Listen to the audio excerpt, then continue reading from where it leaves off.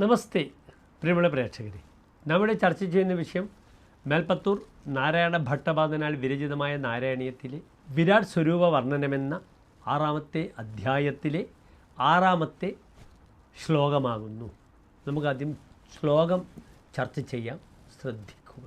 മായാവിലാസഹസിതം ശ്വസിതം സമീരോ ജിഹ്വാജലം വചനമീശ ശകുന്തപംക്തിഃ സിദ്ധാദയസ്വരഗണാഃ മുഖരന്ധ്രമഗ്നിഃ ദേവാഭുജാസ്ഥനയുഗം തവ ധർമ്മദേവഃ.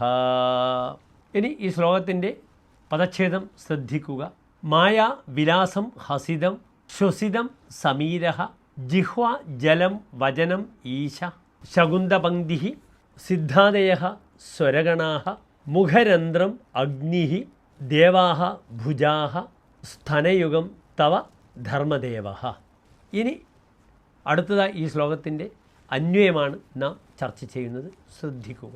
ഹേ ഈശ തവ വിലാസഹസിതം മായ ശ്വസിതം സമീരഃ ജിഹ്വ ജലം വചനം ശകുന്തപംക്തിഃ സ്വരഗണാഃ സിദ്ധാദയഃ മുഖരന്ധ്രം അഗ്നിഃ ഭുജാഹ ദേവാഹ സ്ഥനയുഗം ധർമ്മദേവഃ. ഇനി ഈ ശ്ലോകത്തിൻ്റെ സാരാംശം, ആശയമാണ് നാം ചർച്ച ചെയ്യുന്നത്, ശ്രദ്ധിക്കുക. അങ്ങയുടെ ആകർഷണീയമായ പുഞ്ചിരിയാകുന്നു മായ. നിശ്വാസം മാരുതനും ജലം നാവും പക്ഷികൾ വാക്കുമാകുന്നു. അല്ലയോ ഭഗവാനെ, സിദ്ധാദികളായ ദിവ്യപുരുഷന്മാർ അങ്ങയുടെ ശബ്ദസമൂഹമാണ്.